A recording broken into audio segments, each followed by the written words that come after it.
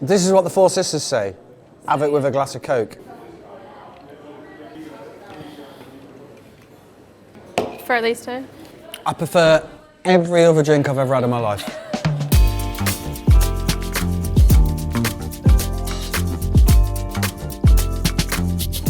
I can't believe how big this place is. It's massive. Yeah, so it is bar, restaurant and gin distillery. So, I've already done the maths. 11 central, Yeah. because 7 brothers who make all the beer, Yeah. 4 sisters Yeah. who make all the gin. This is their kind of first venture as a whole family in the industry. We're going to talk gin. Yes. Who doesn't love a gin? We've got a couple in front of us here, Yeah. ready to try. Some ice, please, Joe. I'm so sorry about this. It's all right. You're the head of the gin experience, is that right? I am, yeah. What a job title that is. How do you describe it to someone? So gin, simply put, is just a juniper-led spirit. Anything else you can put in yourself. So as long as it's juniper, you've got It's a a gin. gin. Yeah. It has just increasingly become more and more and more popular, hasn't it? There was a definite kind of point in time, and that was late 2008. So up until then, craft gin was illegal. It was actually Sipsmith that changed the law. Craft gin was now legal, and the gin boom happened off the back of that. So this is our signature gin. This is the signature gin.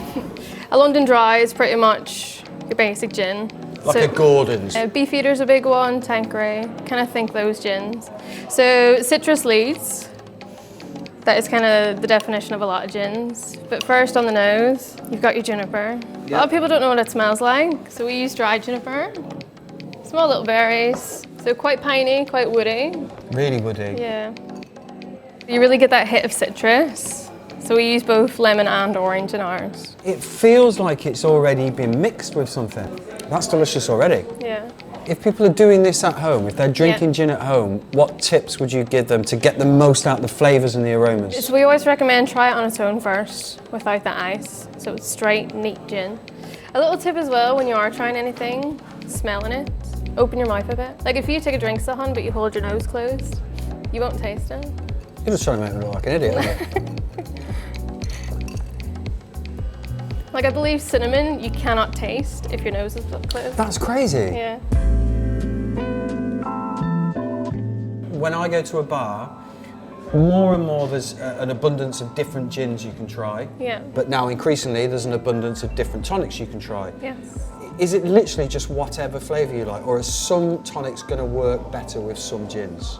I always say compare or contrast. So if I went for maybe a citrus-led gin, I wouldn't really myself put citrus tonic on top of that. I would contrast it with something else. Okay. Maybe a bit floral, a bit herbaceous, something like that. So this is our blood orange and elderflower. So slightly floral, but it goes quite well because our signature has a little floral note in there. We always recommend a 2:1 ratio. See, now that just looks good already, doesn't it? Yeah, a little slice of orange, just to kind of complement our gin. Cheers. Cheers. Oh, that's good, isn't it? So you've got so many flavours going on there, but they all perfectly complement each other. It's a real shame that we've got to do this. Oh yeah. Because this is, I could just sit here and enjoy this. It's nice, isn't it? Yeah. So Matt, this one is our lime and thyme. Can I just say, and I know I'm stating the obvious here, Yeah. but the glasses have changed. Yes, they have. So this is a juniper glass. So a lot of people actually prefer this.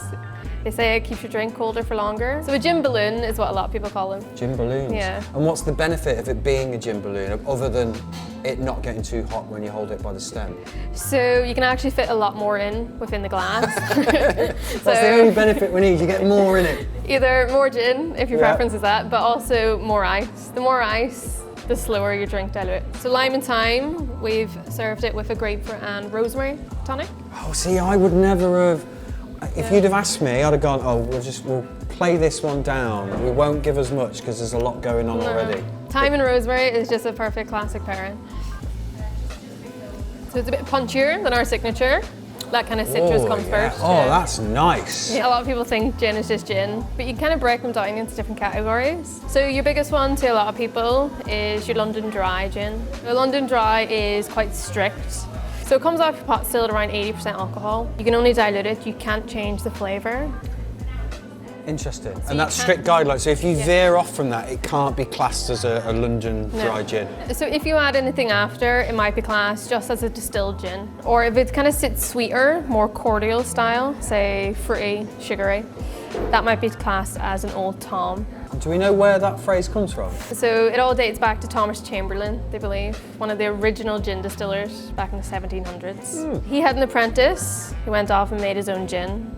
Sold by the barrel, they were always kind of sweet and cordial style to actually hide the smell and colour of the water source he used, which was the London Thames, which has a distinct smell and colour, as you can imagine. It most certainly does have a distinct smell and colour. So if you add enough fruits, enough sugar, it'll eventually taste good. You've got your Genever, which is Dutch gin. They reckon it came over to the UK with King William of Orange. There was a king of the oranges. He was the first Protestant king within England, but there was a war during his reign. Dutch soldiers came over to fight. They brought with them Genever. Their tradition was to have a little shot before they went up and over. Please tell me that that's where Dutch courage comes from. Is it? It's spread throughout the UK and was slightly adapted.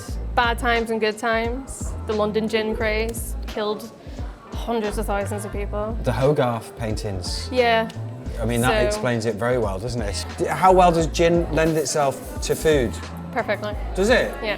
And can you pair it like you would say like wine or? Yeah. So you can pick out different botanicals within your gin. There's kind of lead flavours. Shall we get some food? Sure. Can we get some food, please? So we've got curried monkfish, dal, some stem broccoli. We've paired our passion fruit and cardamom with the curried monkfish. You've got the likes of fennel. Pairs perfectly with cardamom within the gin. It's floral, it's light. Perfectly pairs with the fish. It's slightly spicy, slightly floral. It's like it was made to be together. If people are doing this at home, if they want to match gins with food, are there any rules? Again, always contrast or complement. Think of what's in there, what'll go well with it, or something that maybe it's really sweet. You might want something tart and citrusy to cut it out. This is the happiest I've been in a long, long time. I don't want to seem ungrateful for what's in front of me, but surely it's dessert time. I'm a dessert person. Are you? Yeah. Oh, well, let's have some gin with dessert. I'm up for that. I'll drink to that. Dark chocolate delice. But what are we going to match with this? So today we've gone for the caramel espresso gin. And so what would we mix with this then, Emma? So plain tonic is great, but we also offer soda. So this one is pineapple. Pineapple, coffee, caramel, soda. Yeah. It sounds disgusting. It's not for everyone, but some people love it. I love it. Love it? Yes. Yeah. There was a barman I was chatting to earlier. He was telling me he likes Coca-Cola in his gin. So this is our signature serve on our caramel espresso. The sisters, they do recommend Coke. Many other countries are big into it. Coke is a great mixer. For these two? I prefer every other drink I've ever had in my life. There is one combination that I know for a fact you do here, which I'm quite upset you haven't brought out yet. Gin and beer. The whole 11 Central is expect the unexpected. It's just something you wouldn't pair together, really. Can we get one? Yeah. So it's just kind of to showcase what 11 Central is all about. So the sisters and the brothers coming together. So this is a gin and beer cocktail. Gin and beer. What's not to love about that? So the base, you've got apple juice, you've got the sisters' passion fruit and cardamom gin, a little bit of orgeat for sweetness. What's the head? So you've got a passion fruit foam on top. That is very special. Yeah. Fruity, not too fruity. Yeah. You can taste the beer, you can taste the gin. Yeah. Do you know what I'd call that? Dangerous. Okay, so listen, I've had the time of my life. Yeah. We're just sat here talking about booze, drinking gin, brilliant. If people come down to 11 Central and they take part in this themselves, what can they expect? How does it work? So we do two experiences. So we do gin tasting, but we also do the gin making. So you come in and you make your own unique bottle of gin, let's say. Loads of botanicals here behind us. And just do yourself a favour, don't mix it with Coca-Cola, because it it's not good. I'm going to keep this. I'll let you have that. That's fine with me. It's just a little treat for you. Thank you. And then this was just meant to be a prop to make the table look pretty, but actually you do a good cheese board here, so should we get stuck in? I'm actually quite jealous of that. Well, tough tits, I'm eating this.